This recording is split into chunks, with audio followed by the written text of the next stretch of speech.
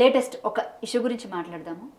తెలంగాణ రాష్ట్రంలో బేసిక్గా గురుకుల పాఠశాలలో చాలామంది విద్యార్థులు పురుగుల అన్నం తిని అస్వస్థకి గురైనటువంటి సందర్భం కనిపించింది. అంటే రీసెంట్గా ఈ రోజు నిమ్స్ హాస్పిటల్లోని వాంకేడ్ నుంచి ఒక అమ్మాయి నిమ్స్ హాస్పిటల్లో జాయిన్ అయింది. దాదాపు 10 రోజుల నుంచి హాస్పిటల్లోనే ఉండి తనకి ఆల్మోస్ట్ ఆ పురుగుల అన్నం కలిసిన ఫుడ్ తిని ఫుడ్ పాయిజన్ అయ్యి దాదాపు 10 డేస్ నుంచి ఉన్న మల్టిపుల్ ఆర్గాన్స్ అని డ్యామేజ్ అయ్యాయి అమ్మాయికి.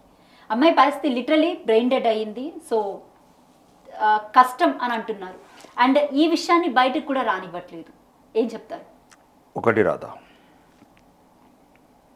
ఈ తెలంగాణలో అందరికన్నా ముందు ఈ గురుకుల హాస్టల్స్ కావచ్చు, స్కూల్స్ కావచ్చు, ప్రభుత్వ స్కూల్స్ కావచ్చు, ప్రతిస్పందించిందే నేను, ప్రశ్నించిందే నేను.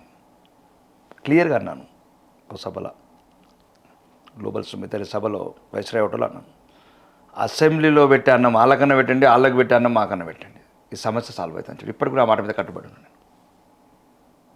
ఫస్ట్ పోయిన సంవత్సరం డిసెంబర్లో నేను ఎమ్మెల్యే అయినాక 20 రోజులకు మాట్లాడాను ఆ స్పీచ్. చాలా సమస్యలు చూశాను నేను. అంటే 600 మంది అమ్మాయిలకు ఒక బాత్రూము, ఇప్పుడు మా కుద్వాన్పూరు స్కూల్లో కారం నీళ్ళు కలిపి, నేను డైరెక్ట్ ప్రత్యక్షంగా వెళ్తాను. మీరు అందరు ఇక్కడ కూర్చొని చెప్తున్నారు. హాస్టళ్ళు స్కూల్స్ కావాలంటే మన నియోజకవర్గానికి వెళ్ళండి, మీరు అందరు చెప్తారు. ఒక ఎమ్మెల్యే 50 ఏళ్ళ తర్వాత ఫస్ట్ వస్తున్నాడని, 50 ఏళ్ళ తర్వాత హాస్టల్. అంటే ఈ గుడ్డి ప్రభుత్వము, హృదయం లేని ప్రభుత్వము, ఢిల్లీకి ఏదైతే ఇట్లాంటి అవినీతి చేసుకుంటే అవినీతి మూటలు ఢిల్లీకి పంపించే నాయకులు, ఇప్పటికీ 30 సార్లు ఢిల్లీకి వెళ్ళిన ముఖ్యమంత్రి, ఉప ముఖ్యమంత్రి, వీళ్ళకి పరిపాలన మీద ఏముంది? ప్రజల మీద ఏం ప్రేమ ఉంది?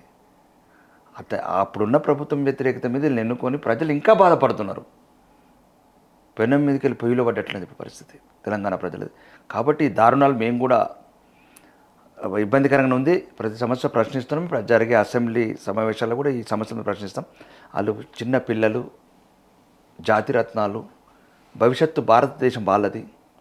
బతికేం చేస్తాడు వీడు రాజకీయ నాయకుడు? ఆ 20 ఏళ్ళ బిడ్డలు చచ్చిపోతుందని మేము కోరుకుంటున్నాం. నిమ్స్ హాస్పిటల్లో ఉన్న అమ్మాయికి మరి అంటే వెళ్ళి విజిట్ చేసే అవకాశం ఇప్పుడు ఒకటి ఏంటంటే, కొన్ని సంఘటనలలో విజిట్ చేస్తాము, ప్రతిపక్షంగా మేము మద్దతు ఇస్తాము, అధికారులతో మాట్లాడతాము, డాక్టర్లతో మాట్లాడతాము. అది కాదు, దాంతోపాటు ఈ ప్రక్షాళన వేయాలి. నేను వెళ్తున్నాను, మీటే బిల్లు ఇస్తలేరంటే రమ్మని, దమ్ముంటే రమ్మని, ప్రభుత్వంలో ఏమాత్రం వస్తాడు రమ్మని అతను చెప్తాను. ఆలూరు, ఆరుమూరు మిడ్డే మధ్యాహ్నం పెట్టి బిడ్డలకు బిల్లు ఇస్తలేరు. 4 నెలలు 5 నెలలు వాళ్ళు పాపం చిన్న ఎవరైనా పెద్ద పెద్ద రాజకీయ నాయకులు వెళ్తుంటే కూడా వాళ్ళతో డైరెక్ట్గా స్టూడెంట్స్ ఇంటరాక్ట్ అయ్యి నాకు ఆకలిస్తుంది అన్నం పెట్టండి సార్ అన్న స్టేజ్కి వచ్చారు. ఇప్పుడు ఒకటి ఆకలి అయిందా అన్నం పెట్టడు కాదు. ఫస్ట్ ప్రభుత్వంలో ఎవరైతే పరిపాలన చేస్తారో వాళ్ళకి కనీసం ప్రజల పట్ల ప్రేమ ఉండాలి, కనీసం బాధ్యత ఉండాలి. ఎక్కడ ఉంటాయండి పేదవాడు? అంటే ఇలాంటి దౌర్భాగ్య స్థితి రావడం ఎంతవరకు కరెక్ట్ అంటారు? అంటే స్టూడెంట్స్ అంటే ప్రజలు కూడా నిర్ణయించుకోవాలండి. ఎప్పుడూ ఆవేశంతో, ఆవేదనతోని తప్పుడు నిర్ణయాలు తీసుకుంటే ఇట్లాంటి సమస్యలు వస్తాయి. 5 నిమిషాలు ఆలోచించరు. ప్రజలు నిర్ణయం తీసుకున్నారు కాబట్టే కదా ఈ రోజు బీఆర్ఎస్ పార్టీ నుంచి కాంగ్రెస్ పార్టీకి ఓట్లేసి మరి ప్రభుత్వానికి మేము అదే అంటున్నామండి.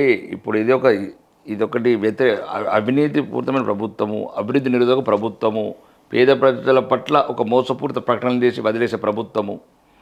కాబట్టి ప్రజల పట్ల ఇప్పుడు ఉదాహరణకు ఉందండి, 83 కోట్ల మందికి మేము ఉచిత బియ్యం ఇస్తున్నాం, 8 కోట్ల మందికి ఉజ్వల గ్యాస్ కనెక్షన్లు ఇస్తున్నాం, పంట వండించడానికి ఎరువుకిస్తున్నాం ఎకరానికి 18,000. కాబట్టి ప్రజలు కూడా ఆలోచించాలండి. ఇవన్నిటితో పాటు ధర్మం, దేశం ఇవి కూడా ఉండాలి కదండి. అభివృద్ధి ఒకవైపు, ఆత్మాభిమానం ఒకవైపు, ఆత్మగౌరవం కూడా లేకుంటే ఎట్లా బతుకుతారు? ఇప్పటికి చాలా చోట్ల కూడా ఈ మధ్య కాలంలో కమ్యూనల్ ఇష్యూస్ కూడా బాగా ఎక్కువ అవుతున్నట్టు, గుళ్ళ మీద దాడులు కానివ్వండి, లేకపోతే విగ్రహాల ధ్వంసం కానివ్వండి, ఇవన్నీ బాగా ఎక్కువ అవుతున్నట్టు. కాంగ్రెస్ అంటేనే అది ముస్లిం అనుకూల ప్రభుత్వం అండి. అది మజ్లిస్ ప్రభుత్వం. అది మేము చిన్నప్పుడు చెప్తే నమ్మేవాళ్ళం కాదు. ఇప్పుడు ఒక శాసనసభ్యుడిగా చెప్తున్నాం కదా, టోటల్లీ అది హిందూ వ్యతిరేక ప్రభుత్వం. హిందువులు గుళ్ళు అంటే ఇప్పుడు అదే ఒకవేళ వేరే మతస్థులకు ఏదైనా జరిగింది అనుకోండి, వరకు ఏదో పెద్ద హంగామా చేసేవాళ్ళు రాష్ట్రం అంతా. అంటే ఆ గుళ్ళ మీద, మసీదుల మీద, చర్చల మీద జరగాలని నేను కోరుకుంటలేను. కానీ హిందువులే ఇంత చులకన ఎందుకు అయ్యారు ఈ రాష్ట్రంలో?